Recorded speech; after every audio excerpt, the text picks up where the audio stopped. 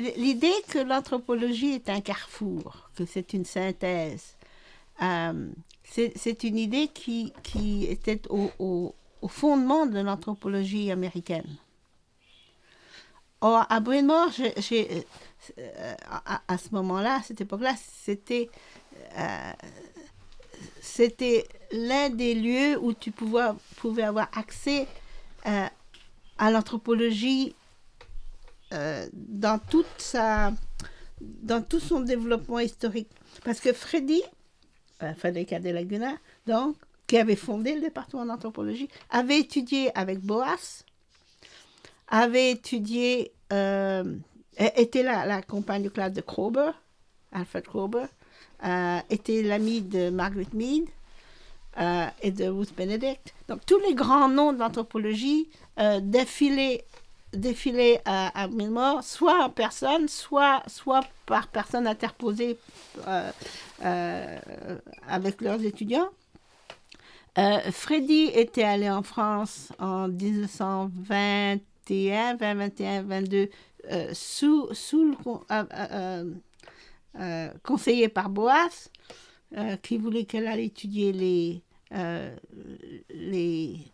possibilités d'une connexion entre les Inuits, entre les Esquimaux, et l'archéologie européenne. Enfin bref, toutes sortes d'idées, les débuts de l'art. Okay? Est-ce que tu pouvais faire des... donc Freddy était allé en France étudier avec l'abbé Breuil, avec toutes sortes de gens. Donc tu avais ces débuts, ce lien avec les débuts de la France. Freddy s'était retrouvé en Angleterre avec Malinowski.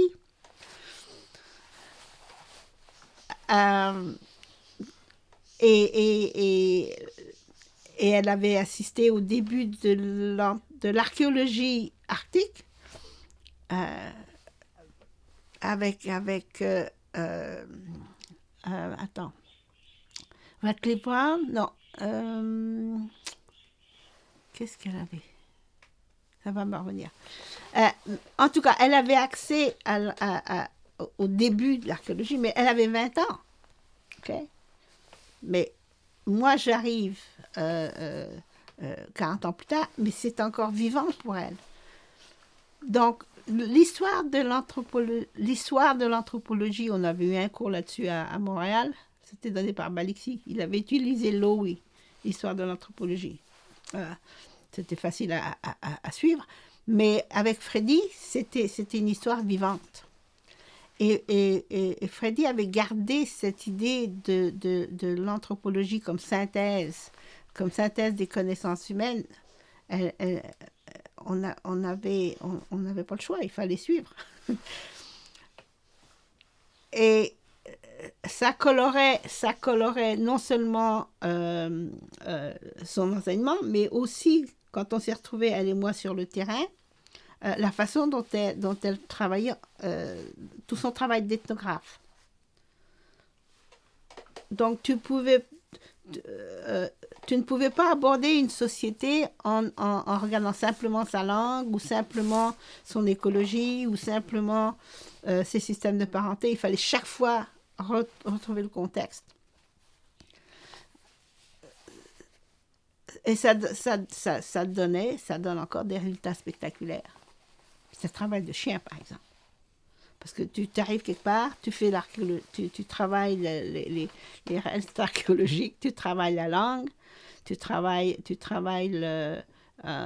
les systèmes de parenté, tu travailles l'histoire de vie, tu travailles...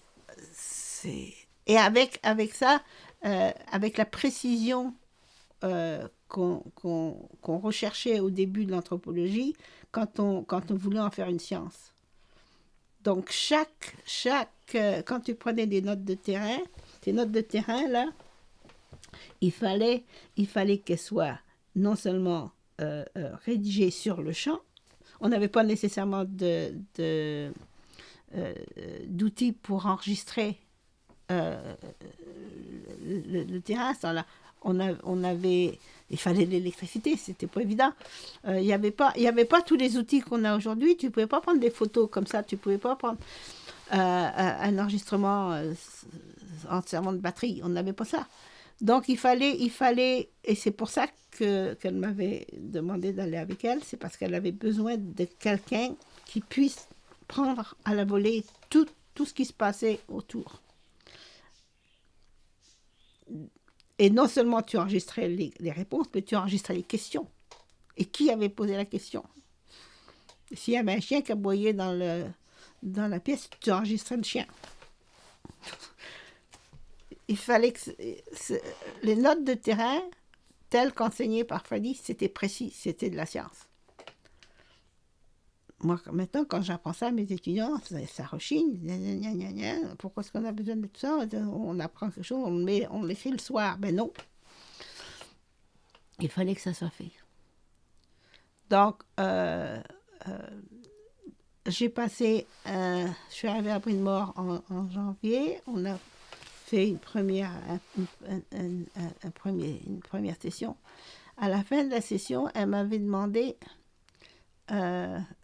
est-ce que vous accepteriez de venir avec moi en Alaska pendant 3 mois pour mon prochain terrain, 4 mois. J'avais dit oui, ça m'intéresse. Elle m'a dit entrez en contact avec vos parents puis regardez ce qu'ils en disent. Oh, j'ai dit j'ai pas besoin d'entrer en contact avec mes parents. Mon père m'a dit la semaine dernière de partir n'importe où si l'occasion s'en présentait. Alors je suis partie avec elle en Alaska.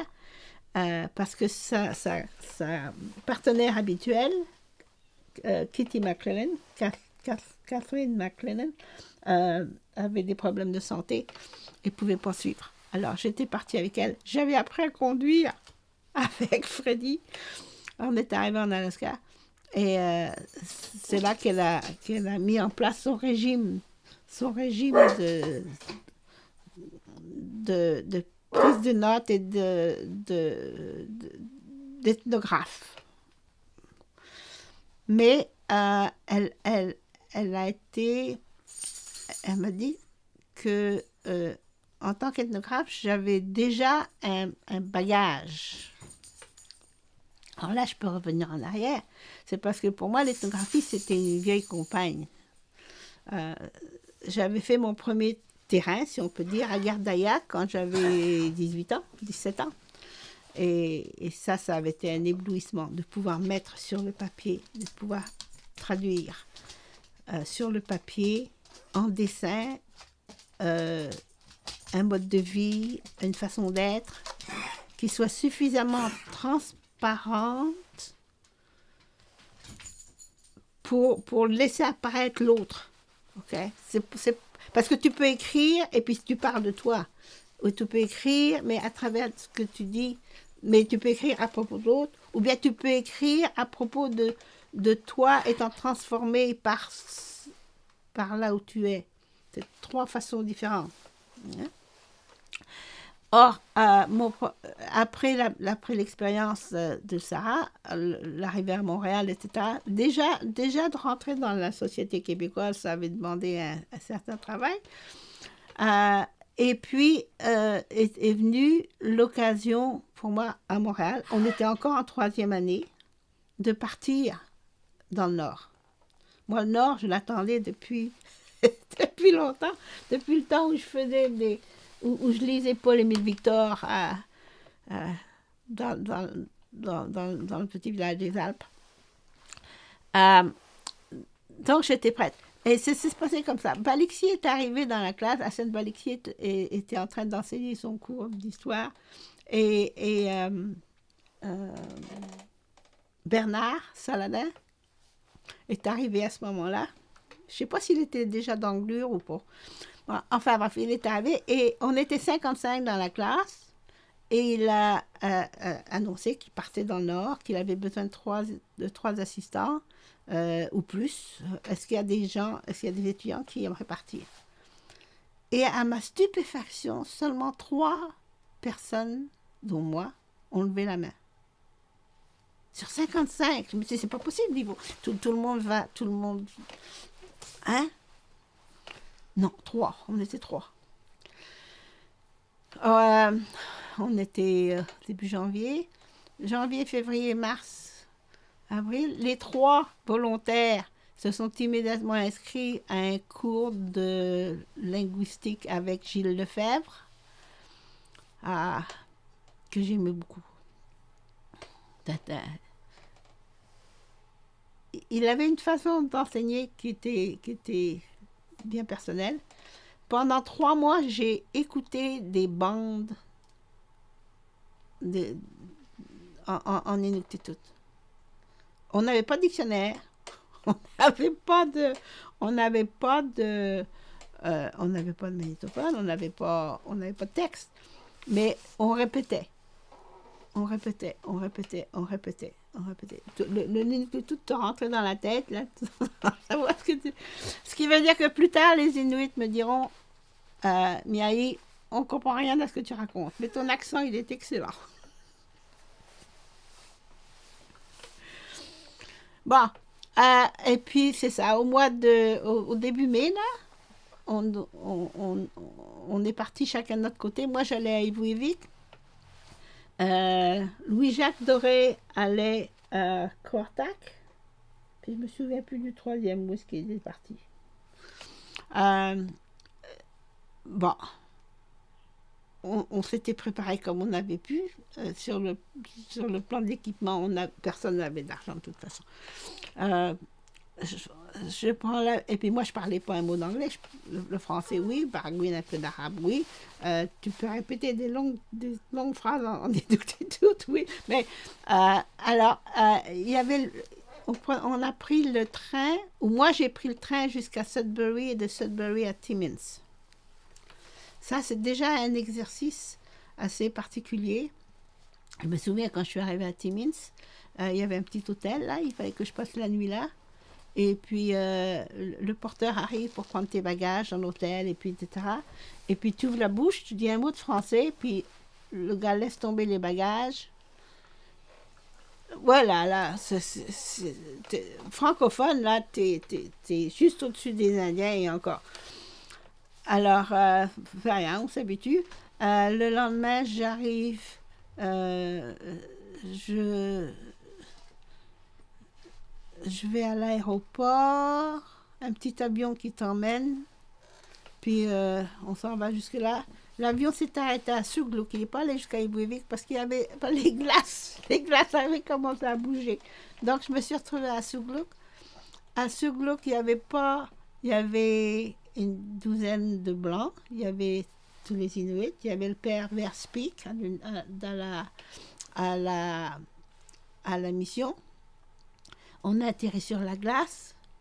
OK. C'est ton bagage qui descend. Dans mon cas, je crois que c'est la deuxième fois, ils avaient oublié mon sac de couchage. Enfin, bref, le père Verspik arrive, un petit Hollandais, là, tout, qui me dit, mais vous êtes une fille? Ben, oui. C'était le seul qui parlait français dans toute l'affaire. Et il me dit, vous êtes une fille? Ben, il a monté dans l'avion tout de suite, ben, il était trop tard, l'avion était à partir. Il m'a dit, mais vous vous rendez pas compte? Les lettres annonçant mon arrivée, à cause des problèmes de transport, ben c'était moi qui les apportais. Alors évidemment, ils les avaient pas reçus. Alors, pour lui, c'était la catastrophe. Et puis, on vous arrivez en pleine épidémie. Il y avait une épidémie d'hépatite? Non, comment ça s'appelle? Quand on devient tout jaune. La rougeole? Non. D'hépatite, je pense. Enfin, il y avait une épidémie de varicelle. Les gens étaient malades. Moi, on m'a installée dans une famille inuite et puis je me suis retrouvée à travailler dans l'école qui était transformée en hôpital. Je vais aller voir ce qui se passe. Alors, l'école était transformée en hôpital et j'ai passé une semaine à vider les pots de chambre, à laver les gens, à les aider. C'était une catastrophe parce que les chasseurs ne pouvaient plus chasser, il n'y avait plus rien à manger. Les femmes, les enfants, tout le monde était malade. Tout le monde était malade. Et c'est une épidémie qui n'aurait tué personne si ça avait eu lieu dans le sud, mais dans le nord, il n'y avait pas beaucoup de moyens. À la fin de l'épidémie, non, je dormais chez un des instituteurs. À la fin de l'épidémie, j'ai réussi à convaincre le père Berspic de me laisser entrer dans une famille inuit. Il n'était pas chaud. Je suis arrivée dans cette maison-là et je n'avais aucune idée de la façon dont fonctionnait la société.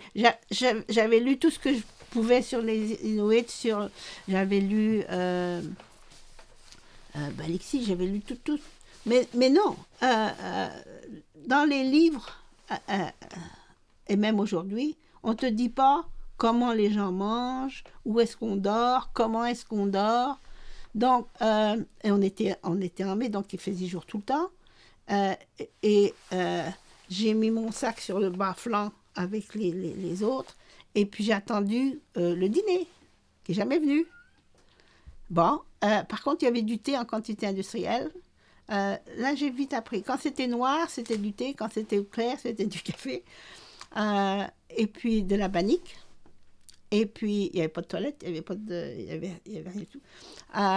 Il fallait que je fasse à peu près 1,5 kilomètre en remontant la rivière pour aller trouver des rochers assez gros pour servir de salle de bain. Puis je revenais, puis on me redonnait du thé, puis on me redonnait de la bannique. Et il y avait toujours des gens qui faisaient la sieste sur le banc, mais on ne s'est jamais couché. Bon, alors je passais mes journées dehors à suivre les enfants, puis à essayer d'apprendre. Mon vocabulaire, il grandissait rapidement. Phoque, maison, harpon, fusil, etc. Mais tu ne pouvais pas demander quand est-ce qu'on mange, tu ne pouvais pas demander quand est-ce qu'on dort. Même oui et non, c'est pas évident. Tu sais, comment est-ce que tu dis oui? Mais par contre, on pouvait jouer. Il y avait une espèce de baseball organisé par toute la communauté. Tout le monde courait après la balle. Le but de la chose, c'était d'empiler autant de gens que possible sur la balle. Le 3e jour, la glace a cassé sur la baie et tout le monde s'est précipité sur la plage. Les adultes et les enfants ont sauté sur les glaçons. Là, ça fait 3 jours que je n'avais pas dormi. Là, j'étais trempée et les femmes étaient en train de monter les tentes le long de la plage. Et il y a une des femmes qui m'a appelée. Elle, de la porte de sa tente, grand sourire, elle m'a montré une peau de caribou par terre. Couché dodo, oui, tout à fait couché dodo. Elle m'a apporté un gros morceau d'omble arctique cru. J'ai mangé mon omble, j'ai bu mon thé, je me suis mis sur la peau de caribou et puis finalement dormi. Quand je me suis réveillée, la tente était vide. Alors j'ai remonté le village pour aller retrouver mes affaires. Et là, j'ai trouvé le père Berspic qui m'a expliqué que la femme qui m'avait hébergée jusque-là avait la tuberculose et qu'elle devait s'en aller, que son mari n'était plus là, que sa fille allait ailleurs et que moi, je devais aller chez Miayayoq, mais comme j'ignorais complètement qui était Miayayoq, ça ne donnait pas de beaucoup d'idées, je me suis dit, bon, je vais visiter toutes les maisons pour voir où est mon sac. Mon sac est déjà parti. Donc là où est mon sac, c'est là. Je fais les maisons les unes après les autres. Chaque fois, je me fais offrir du thé. Retour en haut de la rivière, descendre la rivière, maison suivante. Puis en désespoir de cause, je me dis, je vais retourner à la tente. Et là, il y avait une Inuit toute ronde. Et il y avait mon sac. Yeah! Et Miayayoq, la grande Marie, elle a fait venir un petit garçon qui avait à peu près 2 ans. OK. Alors, imagine la scène. Il y a moi, plus grande que toutes les Inuits, parce que les Inuits, à cette époque-là, elles étaient plus petites que moi. Alors, elle était grande. Mais ça et si, petit. Et puis elle fait, vous êtes pareil. Alors c'est ça ma grande chance, c'est que quand je suis arrivée vraiment dans le terrain, j'ai pas été considérée comme une anthropologue. Je n'ai pas été considérée comme une adulte. J'ai été considérée comme une enfant. Alors, sous l'égide de Miaï Ayouk, j'ai suivi les enfants de 2 ans, 2-3 ans, dans les collines, à chercher les racines, parce qu'on mangeait beaucoup de racines, à sortir les racines, on est allé à la pêche, on a appris à marcher sur la glace, on a appris toutes sortes de choses, les choses de base, là. J'ai appris à aller à la toilette, il y avait un seau au milieu de la pièce. Le jour où je me suis assise sur le seau, j'avais pas remarqué, ça ne m'était pas venu à l'esprit que ce seau était la toilette. Mais le jour où j'ai pu m'asseoir sur le seau devant tout le monde, sans rougir, j'ai été félicitée par Miaï. Mais entre-temps, j'avais été au magasin de la Compagnie de la Lutte, j'avais acheté un grand morceau de tissu, puis je m'étais fait une belle jupe. Je n'ai pas arrêté avec la jupe, j'ai brodé la jupe. Alors là, à ce moment-là, j'étais un être humain. Ou du moins quelqu'un auquel on pouvait enseigner. Si je pouvais broder, je pouvais faire. Alors, les femmes m'ont montré à broder les affaires comme, sur le mode inuit. Et puis, j'ai grandi comme ça, de 2 ans, 3 ans, 4 ans, 5 ans. En 4 mois, je suis arrivée à peu près à l'âge de 12 ans. Mais je suis passée par toutes les étapes. Et ça m'a permis d'avoir une vision du monde inuit très, très, très concrète, très physique. Physiquement, j'ai changé à ce moment-là. J'ai appris à me servir de mon nez pour savoir si les gens étaient en colère ou pas, si les choses allaient bien ou pas. J'ai appris à dormir sur le bas-flanc avec tout le monde. Là, c'est pas évident quand t'as 5, 8, 9 personnes. J'ai appris les petits trucs de la vie. Si t'as un trou dans le canot, tu mets de la graisse. Si t'as un trou dans la tente, tu mets un sac en plastique. Si c'est une idée du contexte culturel qui est beaucoup plus viscérale, si je peux dire. OK. J'ai appris à manger. Pas évident. Quand tu manges du canard, tu manges les os. Et écrire en même temps. Écrire tout ce qui t'arrive. Mais je n'avais pas encore la discipline que Freddy m'inculquera plus tard, de tout écrire. Si tu ne sais pas quoi écrire, tu décris le village. Si tu ne sais pas quoi écrire, tu décris la couleur des arbres, tu décris tes rêves, tu décris la couleur du ciel, tu décris. Mais au moins j'avais cette idée, cette expérience d'un culturel vécu plutôt que d'un culturel observé. Moi, je ne sais pas comment et pourquoi ce miracle-là est arrivé, mais enfin, c'était sensationnel. Ensuite, Miaï est parti pour Evuivik avec sa famille et moi avec. C'est là où j'ai appris qu'en canot, dans l'Arctique, tu n'es pas souvent dans le canot. Tu es souvent sur la glace à courir après. Et puis, on est arrivé à Evuivik. Puis, je me suis installée là. J'ai dû retourner à Montréal au début septembre pour l'université. Le choc a été brutal parce que j'avais intériorisé non seulement le côté physique, mais le côté émotionnel inuit. Comme tu le sais, on ne se met jamais en colère. Jamais.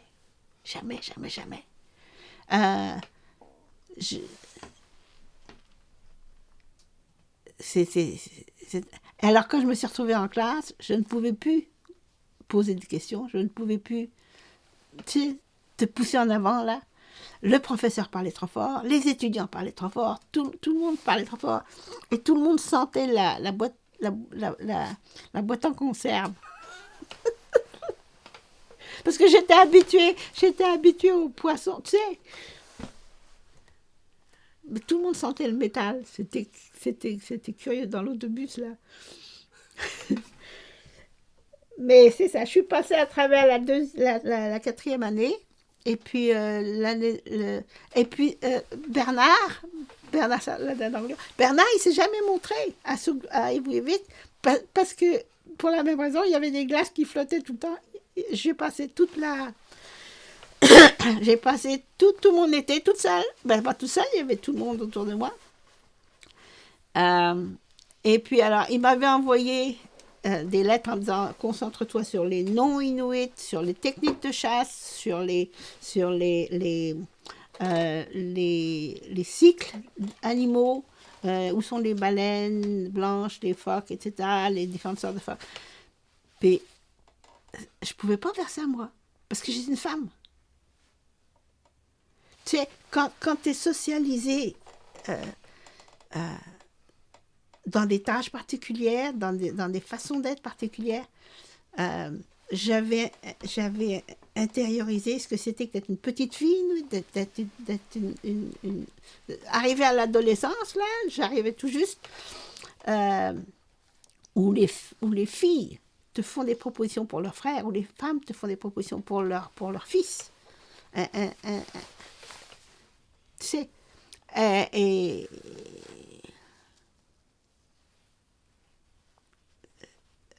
je savais pertinemment que si j'allais poser des questions sur l'endroit où se tenaient les phoques ou sur les techniques de pêche, j'allais revenir enceinte, c'est certain. Et c'est arrivé à plusieurs des étudiantes qui m'ont suivi, soit ailleurs. D'autant plus que si tu vas à la chasse avec le mari de quelqu'un, quelqu'un en question ne va pas être très, très gentil avec toi. Donc c'est ça, comme terrain, c'est assez spectaculaire, mais c'est pas des choses nécessairement que tu écris. Okay? Donc quand j'ai écrit ma thèse, finalement, j'ai pas parlé beaucoup de ces choses-là. Parce qu'il n'y avait pas à ce moment-là, en ethnologie, il n'y avait pas l'espace mental pour parler de ça. Tu pouvais parler des légendes, tu pouvais parler du système de parenté, tu pouvais parler des noms, tu pouvais parler des rituels à suivre, tu pouvais parler de tout ça, mais tu ne pouvais pas, absolument pas parler de sexualité, tu ne pouvais pas parler de la façon dont on était malade, du lien qui s'instaure, parce qu'il y a une des femmes à Ivry-Vik, Lucie Alouk, la vieille Lucie qui est tombée malade, qui a une crise cardiaque pratiquement devant moi, et comme je n'avais pas accès à beaucoup de choses, je lui ai fait un café extrêmement fort, je lui ai donné ça à la cuillère toute la nuit. Elle a survécu, je ne sais pas si c'est à cause de moi ou en dépit de moi, mais il se fait des liens. Hein. Mais encore une fois, tu n'as pas l'espace pour ça. Mais ça, c'était mon introduction à Ivry-Vik. Ce qui s'est passé après à l'Université de Montréal, c'était un peu flou. Sauf qu'il y avait les grands moments de l'archéologie en Turquie. J'ai appris le malgache, je ne me demande pas pourquoi, mais c'était simplement, c'était différent. Ça pouvait servir à quelque chose à un moment donné. J'avais essayé de continuer à élargir mes affaires, mais je suis retournée à Ivry-Vik l'année d'après. Et pour moi, c'était le paradis. Sauf que quand je me suis retrouvée dans le train, retournant à Ivry-Vik le printemps d'après, je me suis mise à trembler. Passé Pembroke, là, j'ai commencé pendant à peu près 20 minutes. Parce que mentalement, c'était le ravissement. Mais mon corps savait, lui, qu'est-ce qui allait s'en aller. Parce que j'avais eu faim, j'avais eu froid, j'avais eu toutes sortes de choses. Et je savais exactement où je me rendais. Donc, c'était intéressant comme situation. Et puis, ça s'est calmé. Ça s'est calmé en partie parce que les connaissances que j'avais acquises la première année, ce n'étaient pas des connaissances livresques ou factuelles. C'était une espèce de compétence. Tu sais que tu peux retrouver ton chemin, tu sais que tu peux marcher 10 km, 20 km, tu sais que tu peux te débrouiller avec une ombre arctique, tu sais que tu peux aller chercher des petits crapets. T'as plus cette... j'avais perdu cette distinction qu'on fait dans le sud entre le sauvage et le domestiqué, ou entre le...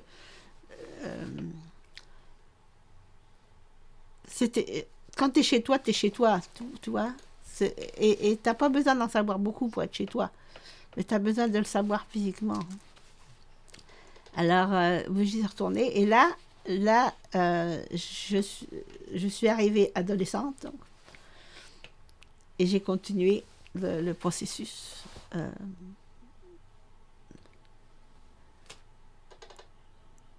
Donc là j'ai pu écrire, à la fin de ça, j'ai pu écrire ma thèse sur les... Et il n'y a pas question d'écrire sur la chasse. La chose dont je pouvais parler, c'était la vie des femmes.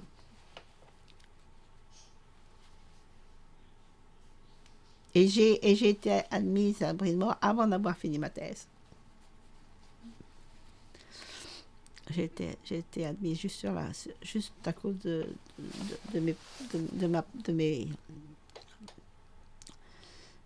mon travail en général jusque-là.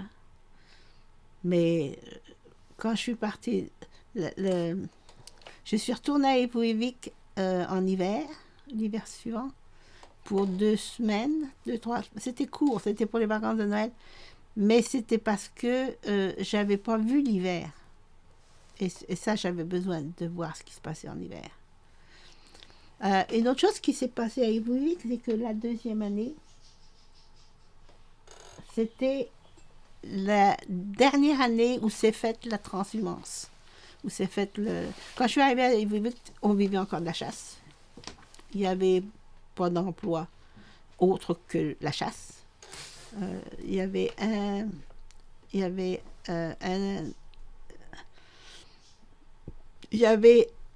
missionnaire et il y avait un administrateur québécois qui était reparti à Québec parce qu'il s'était cassé la jambe. Et je me suis retrouvée pendant quelque temps la seule blanche du coin, mais considérée comme inuit par les quelques touristes qui sont passés par là, etc. Mais tu apprends des choses. Il y a un des bateaux, tu sais, les bateaux qui faisaient la navette de village en village pour les soins médicaux. City Hall. Parce que j'étais la seule blanche, j'avais accès à la station d'infirmerie.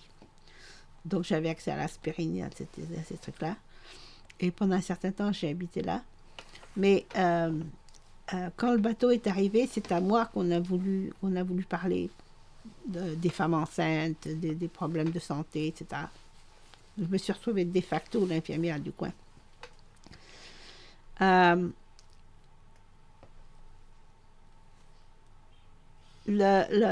vieille Lucia Luke m'avait dit, ça serait bien si tu pouvais nous rapporter des pommes. Parce qu'elle avait entendu parler des pommes, des grosses baies. Les grosses baies, tu peux pas... Parce que Alors, j'arrive sur le bateau, je vais voir le capitaine, donc on discute la santé des gens, etc., les médecins. Puis après ça, je dis, j'ai une faveur à vous demander. Pour une de mes copines au village, est-ce que vous avez des pommes? Ben, il m'a dit, allez voir le cuisinier, il va voir on the galley. J'arrive, puis je me dis, je pourrais s'il vous plaît avoir une pomme. Il dit, ma pauvre madame, j'ai plus de pommes. J'ai un cantalou, si vous voulez. Il dit, ok, on va partir avec le cantalou. Je reviens au village avec mon gros cantalou. Et là, c'est la plus grosse pomme que j'ai jamais vue. Tout ça en Inuktitut. Hein. Mais que ce soit une pomme ou que ce soit un cantalou, okay, il fallait que tu divises ça. Une pomme coupée en 18 morceaux, c'est pas beaucoup de pommes. Mais il fallait tout partager. Sur le plan sexuel, c'était le free for all. La liberté pour tout le monde. Mais sur le plan de la nourriture, l'éthique était féroce. Il fallait que tu partages. Un petit caramel, tu coupes ça en 10 morceaux. La pomme, tu coupes ça en 15 morceaux. Le cantalou, c'était déjà plus facile. Mais tu vois, c'est ça le culturel. Alors, à Iwiwik, j'en ai appris beaucoup. Ben, sur moi, c'est certain. Et sur ma capacité d'aller et venir entre deux mondes. Et puis sur les Inuits, c'est certain. C'est dommage, j'ai pas gardé ma langue inuite. J'ai pas eu l'occasion de la reparler après pendant longtemps. Mais il y avait un rapport entre les habitants de la communauté et qui s'étend à la terre, qui s'étend aux îles, qui s'étend un rapport très très spécifique. Puis cette alternance entre la terre et la mer, entre l'hiver et l'été, entre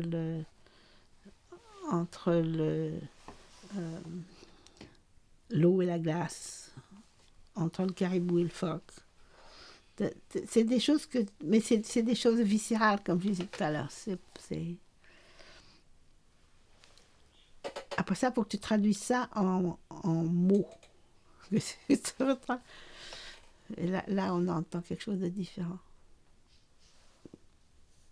Parce que c'est ça ton travail, en fin de compte. C'est de revenir et puis de mettre ça à l'écrit. J'ai été ravie quand j'ai découvert, des années plus tard, writing culture. Parce que ça faisait partie des questions. Qu'est-ce qui se passe quand une culture se définit par l'écriture? Ça devient une chose. Et quand c'est une chose, c'est plus la même. C'est pas la même bête. Quand je suis arrivée en Alaska, des années plus tard, ben pas beaucoup d'années plus tard, 2 ans plus tard, j'ai trouvé une société complètement différente. Maintenant, le travail à Iwiwik m'avait marqué, mais le travail avec les Atapascans, les gens de langue atapascane, va me marquer de façon différente parce que là, je vais me retrouver chez moi. Chez les Inuits, j'étais pas vraiment chez moi. Il y avait un travail d'adaptation du soi qui était profond, mais sans nécessairement un assentiment de la personne à l'endroit où on se trouve. Quand je me retrouverai en Alaska, on va en parler plus tard, là, il y aura de ma part un assentiment au mode de vie. Ça, c'est différent. Où tu n'es pas seulement un observateur, tu es aussi un participant.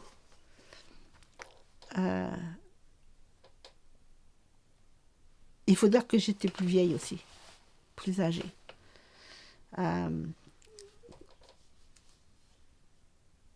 Margaret Mead, Margaret Mead m'avait dit, on ne peut pas devenir un anthropologue avant d'avoir au moins 40 ans, un ou deux enfants, un ou deux maris, parce autrement tu vas comprendre, you're going to think the world like a child. On va comprendre le monde comme un enfant. Et c'est un peu ça qui s'est passé pour moi. Pour Ivy, j'ai vécu ça comme une enfance et une adolescence. Quand j'arriverai dans l'Alaska, là, je pourrais franchir les étapes et arriver à voir le monde sur le plan adulte. Et les Nabesna en particulier vont le reconnaître parce qu'au début, par exemple, quand on me donne quand on raconte les mythes, j'aurai la version pour enfants. 2 ans plus tard, j'aurai la version pour adultes. Donc, ils vont m'accompagner dans le même processus. J'ai commencé mon terrain en Alaska aussi, considéré comme et traité comme une enfant. C'est ce qui est extraordinaire.